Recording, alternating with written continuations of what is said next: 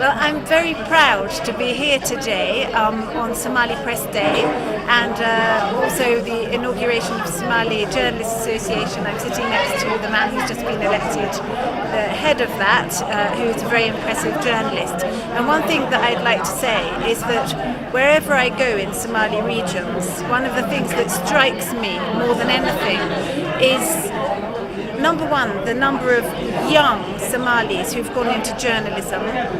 There aren't that many jobs around in the Somali communities, and people have massive energy, dedication. They work in incredibly dangerous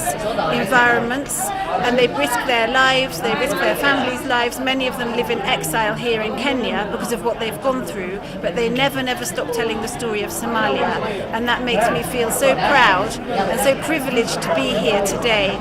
with all these dedicated journalists. mid idinka la idinka raba waxa la idinka raba hadda saxafiyiintihiin